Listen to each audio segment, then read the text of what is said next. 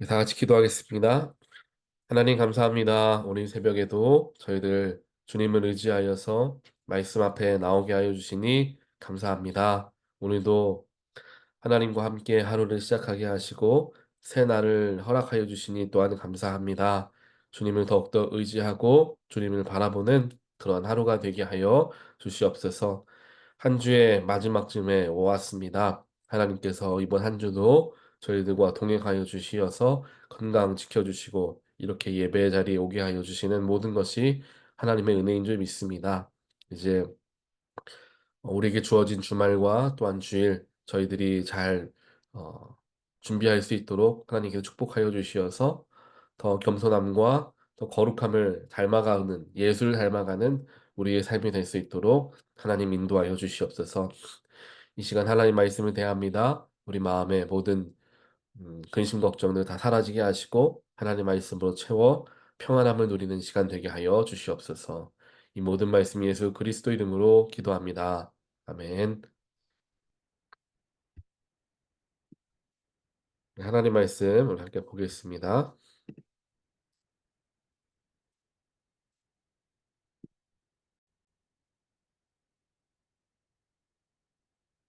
오늘 주신 말씀은 히브리서 7장 20절에서 28절까지 말씀입니다.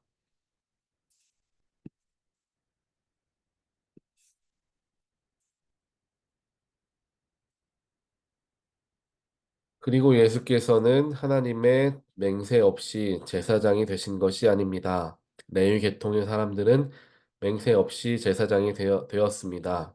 그러나 예수께서는 자기에게 말씀하시는 분의 맹세로 제사장이 되신 것입니다. 주님께서 맹세하셨으니 주님은 마음을 바꾸지 않으실 것이다. 너는 영원히 제사장이다 하셨습니다. 이렇게 해서 예수께서는 더 좋은 언약을 보증하시는 분이 되셨습니다.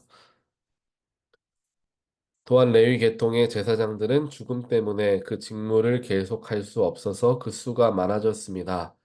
그러나 예수는 영원히 계시는 분이므로 제사장직을 영구히 간직하십니다. 따라서 그는 자기를 통하여 하나님께 나아오는 사람들을 완전하게 구원하실 수 있습니다. 그는 늘 살아계셔서 그들을 위하여 중재의 간구를 하십니다. 예수는 이러한 제사장으로 우리에게 적격이십니다. 그는 거룩하시고 순진하시고 순결하시고 죄인들과 구별되시고 하늘보다 높이 되신 분입니다. 그는 다른 제사장들처럼 날마다 먼저 자기 죄를 위하여 희생 제물을 드리고 그 다음에 백성을 위하여 희생 제물을 드릴 필요가 없습니다. 그는 자기 자신을 바치셔서 단 한 번의 이 일을 이루셨기 때문입니다. 사람들에게 약점이 있어도 율법은 어쩔 수 없이 그들을 대제사장으로 세우시지만 율법이 생긴 이후에 하나님께서 맹세하신 말씀은 영원히 완전하게 되신 아들을 대제사장으로 세웠습니다. 아멘. 어제 말씀에 이어서 우리 히브리서 7장 말씀에서도 마찬가지로 이제 유대인들에게 익숙한 내용을 가지고 예수님을 메시아로서 이제 설명을 하는 장면의 말씀들이 이제 기록이 되고 있습니다. 많은 유대인들은 레위인들을 통하여서 그들이 하나님께 제사를 드리고 그들이 가지고 있었던 죄들이 해결되어지는 것을 이제 알고 그렇게 믿고 또한 그렇게 제사의 자리를 임했습니다. 그래서 레위인들의 역할이 결국 자신의 죄들을 어, 없애주고 하나님께로 연결시켜주는 사람들이 바로 레위인들이다라는 걸로 생각을 하고 있었죠. 하지만 레위인들은 그들이 잘 아는 사람들이었습니다. 예를 들면은 누구누구의 아들이었으며 또 누구누구의 이런 가족들이었기 때문에 자기들과 동일한 사람들이었던 것이죠. 그렇기에 그들에 대해서도 잘 알고 있었고, 비록 레위인이라고 하였지만 그 속에서의 인간적인 면모들이 분명히 여러 가지 또 연약한 부분들이 많이 있었음을 유대인들도 다 알고 있는 것입니다. 하지만 사도 바울은 오늘 이 레위인에 비교하여서 예수님은 어떠한 분이신가에 대하여 이제 이야기를 하십니다. 예수님도 마찬가지로 레위인들과 마찬가지로 제사를 집례하시는 제사장이라고 이제 표현을 하고 있습니다. 제사장이 하는 역할은 유대인들의 죄를 이제 소나 양, 염소에게 이제 전가시켜서 그걸 죽임으로써 그들의 죄를 사하고 하나님 앞에서 용서받게끔 해주는 역할을 하고 있는 것과 마찬가지로 예수님께서도 인간의 죄를 사해 주시고 하나님과의 사이에 다리 역할을 해주시는 분이 예수님이심을 이제 설명을 하고 있는 것입니다. 또한 더 나아가서 아까 말씀드렸던 것과 같이 레위인들은 사람이기 때문에 결국에 죽게 되고 레위인들의 수는 늘어갈 수밖에 없겠죠. 그 역할들을 이제 대에 이뤄서 이제 하기 때문에 그렇습니다. 하지만 예수님께서는 죽음을 경험하시고 이제 부활하시고 이제 영원에 들어가셨기 때문에 더 이상 이제 예수님 이외의 제사장이 필요하지가 않다라는 것을 의미를 합니다. 예수님만이 온전한 제사장이 되시고 그 이후에 그 누구도 예수님을 대신할 사람이 필요가 없다라는 거죠. 그렇기 때문에 예수님이 메시아가 되신다라는 게 우리 인간들에게 또 오늘 말씀을 받게 되는 이제 독자들인 유대인들에게 굉장히 중요한 일이 되는 것입니다. 그렇게 예수님과 레위인들을 비교하면서 레위인들은 결국에 어, 첫 처음 하나님께서 레위인들을 구별하시긴 했지만 그 뒤로는 이제 대를 이어서 가는 것이기 때문에 하나님께서 직접 그들을 다 구별하시지는 않죠. 하지만 예수님께서는 하나님께서 맹세로서 보장하신 분이시다, 유일하신 분이시다라고 이제 이야기를 합니다. 하나님께서 이는 어, 하나님의 아들임과 동시에 영원한 제사장으로서 하나님께서 명하시고 그를 세우셨다라는 것을 이제 설명을 하는 것이죠. 그래서 일반 레위인들과 예수님에 대해서 같은 부분을 이야기하면서 그 속에서 차별점들을 설명을 하는 거예요. 그래서 여러분들이 아시는 레위인과 같은 분이 예수님이시지만 예수님은 하나님께서 직접 세우신 제사장으로서 제사장이신 분이시기 때문에 훨씬 레위인들보다 훨씬 높으신 분이시다라는 것을 여러 가지 부분을 통하여서 설명을 하고 있는 것입니다. 또한 그러면서 예수님은 왜 또한 이 제사장으로, 우리 온 인류의 제사장으로 적격이신지에 대해서 26절부터는 이야기하죠. 예수님은 거룩하시고 또 순진하시고 순결하시고라고 생각을 하시면 좋을 것 같습니다. 순결하시고 죄인들과 구별되시고 하늘보다 높이 되신 분이십니다라고 이제 이야기를 합니다. 즉, 사람은 이렇게 될 수가 없죠. 거룩한 모습, 순결한 모습을 보이려 노력은 할 수 있지만 순결하다라고 이야기를 할 수 있는 사람은 없습니다. 왜냐하면은 오늘 순결하여도 내일 순결함을 잃을 수도 있기 때문이죠.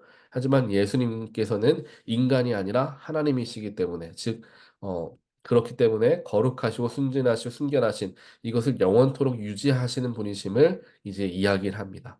그렇기에 제사장으로서 우리 인간들에게 가장 적합하신 분이 오직 예수님이십니다. 라는 것을 이제 설명을 하죠. 그리고 그 모든 죄를 십자가에서 다 단번에 해결하셨기 때문에 그가 더 이상 그 어, 죄에 대해서 염려할 이유가 없어지신 거라는 거예요. 다른 일반 제사장들은 유대인들의 그 죄에 대해서 해결하기 위해서 희생 예배를 드리기 위해 먼저 제사장들이 그들의 죄에 대한 예배를 드립니다. 그 다음에 이제 유대인들을 위해서 예배를 드리는 거죠. 먼저 제사장 역시도 깨끗해져야 할 그러한 연약한 인간이기 때문에 그가 먼저 깨끗함을 받는 예배를 드리고 그 뒤에 이제 유대인들을 위한 예배를 드릴 수가 있는 거예요. 하지만 예수님께서는 이미 죄가 없으신 분이시기 때문에 그러한 일들이 불필요하다라는 것을 이 레위인들, 즉 제사장들과 대제사장들까지도 그들보다도 훨씬 더 높으신 분이다라는 것을 이제 설명을 하고 있는 것입니다. 오늘 말씀을 통하여서 우리는 예수님에 대하여서 다시 한번 생각해 보게 됩니다. 또한 예수님을 믿는 우리들은 어떻게 살아가야 하는가에 대해서도 다시 한번 생각해 보게 되는 것이죠. 예수님께서는 즉 사람들 28절에서 분명히 이야기하죠. 사람들에게는 약점이 있어서 율법은 어쩔 수 없이 그들을 제사장으로 세웠다라고 이야기합니다. 사람들에게는 당연히 죄성이 있기 때문에 약점이 있기 때문에 날마다 죄에 노출될 수밖에 없는 것이죠. 그 노출되는 죄들을 최소화하고 또한 그것을 없애기 위해 율법이라는 것이 그들을 이제 묶어 주었습니다. 유대인들을. 하지만 예수님을 믿는 순간으로부터 예수님과 함께 거하기 시작하면 예수님을 우리가 온전하게 신뢰하기 시작하면 우리는 죄가 없는 사람이 되어진다라고 예수님께서 우리에게 큰 은혜를 허락하여 주셨죠. 그렇기에 예수님께서 오신 이후부터는 율법이 아닌 예수에 묶이면 된다라는 것을 이제 이야기를 하는 거예요. 우리의 삶도 마찬가지라는 것입니다. 우리가 신앙생활 하면서 또한 삶을 살아가면서 여러 가지 뭐 도덕적인 기준이라든지 또한 그런 것들을 우리가 잘 지켜야 하는 부분들 분명히 있을 것입니다. 하지만 가장 큰 가치가 되는 것은 예수를 믿는 것, 예수를 의지하는 것이 되어야 한다는 사실을 우리는 잘 기억을 해야 하는 것이죠. 또한 예수를 따라 살아가는 것이 또한 예수가 온전하게 우리의 삶에서 드러나는 삶을 살아가는 것이 가장 큰 가치가 되어질 수 있어야 한다라는 것입니다. 그것이 가장 큰 가치가 되어질 때에 세상적으로 보았을 때에는 옳고 그름의 문제에 애매하고 어려운 상황 속에 있을 수 있겠지만요. 예수님을 바라보았을 때에는 그것을 넘어서는 일들을 할 수가 있게 된다는 사실입니다. 예를 들어서 남녀 간의 평등, 그런 것들을 인권 이런 것들을 이야기할 때 예전 시대에는 인권에 대한 인식이 굉장히 낮았기 때문에 남자와 여자의 여자에 대한 차별들이 굉장히 많았죠. 또 인종에 대한 차별들도 굉장히 많았습니다. 그것이 법으로까지 정해져 있었고 도덕적으로 모두가 지키고 있었던 것이었습니다. 하지만 성경에 나와 있는 예수의 모습을 살펴보고 예수님께서 걸어가신 길들을 바라보면 예수님은 남자와 여자를 차별하지 않으셨을 알 수 있고요. 또한 여성들과 함께 여러 가지 시간들을 보내면서 그들에게 말씀을 가르치고 그들의 삶의 변화를 일으키셨던 것을 우리가 봅니다. 또한 예수님은 모든 사람들을 동일하고 평등하게 사랑하셨고 모든 이가 죄인이기 때문에 예수님 십자가 앞에 모두가 평등하다라는 것을 몸소 보여주신 분이 예수님이다라는 것을 우리가 알고 믿지 않습니까? 그래서 그 믿음 안에서 어떻게 보면은 여러 가지 남자와 여자 간의 이러한 차별적인 일들, 인종 간의 차별적인 일들이 점점점 사라질 수가 있었던 거죠.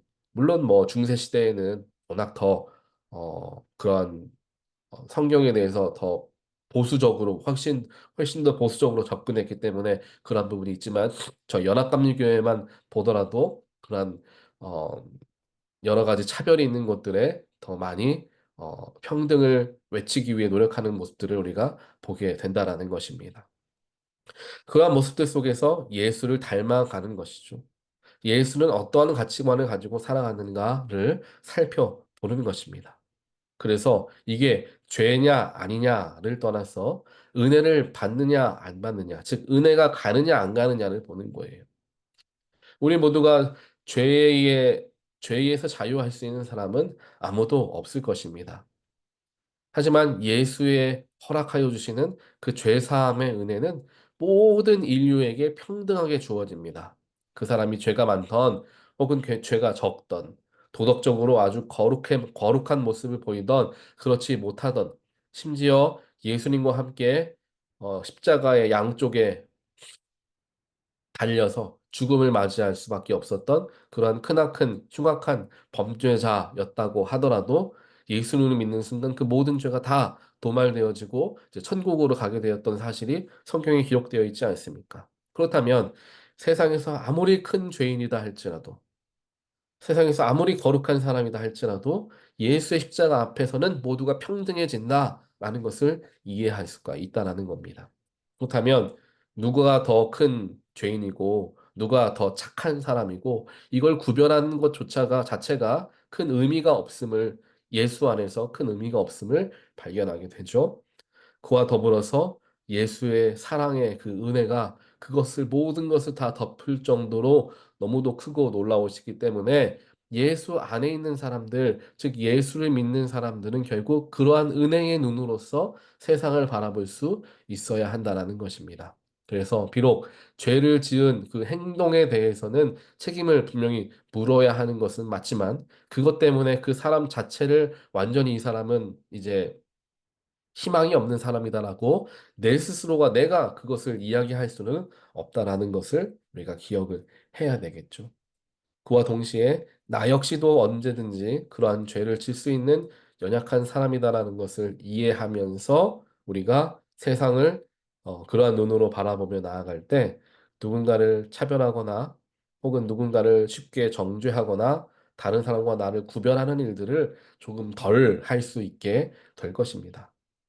오늘 말씀을 통하여서 예수님은 분명하게 우리에게 말씀해 주고 계십니다.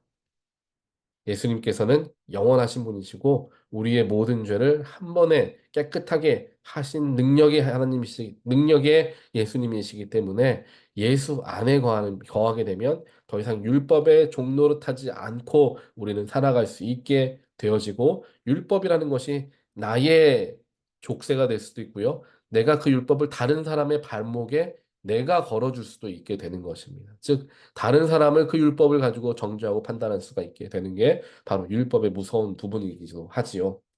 그래서 이것을 다 아우르시는 예수의 사랑으로 나는 깨끗함을 입은 사람이고 또한 세상의 모든 사람들, 예수를 믿는 사람들이든 혹은 예수를 아직 모르는 사람이라 할지라도 그들에게도 이 은혜의 기회는 분명히 주어질 수 있음을 기억하며 그러한 삶을 어, 살아가고자 노력할 때 그거야말로 진정한 그리스도인의 삶이 될 줄 믿습니다. 이러한 마음을 가지고 세상을 바라보고 세상 속에서 사람들이 지금 현대의 사람들이 이야기하고 옳다고 여기는 가치관을 그냥 무작정 따라가기보다는 예수를 생각하며 그것을 분별할 수 있고 또한 판단할 수 있는 그러한 노력들을 기울임을 통하여서 예수님은 여기에서 어떻게 하셨을까? 예수님은 어떠한 마음을 가지셨을까? 라는 마음을 가지고 세상을 바라보고 판단하며 살아간다면 그게 진짜 하나님이 가장 기뻐하실 예수 그리스도의 제자된 삶이 될 줄 믿습니다. 오늘 하루도 세상의 가치를 가진 눈이 아니라 예수님은 어떻게 하실까라는 마음과 그 눈을 가지고 만나는 사람들 또한 경험하는 많은 일들을 판단하고 또한 결정하는 저와 여러분의 귀한 삶이 되는 또한 예수를 따라가는 삶이 되시기를 주님의 이름으로 간절히 축원드립니다. 우리 같이 기도하겠습니다.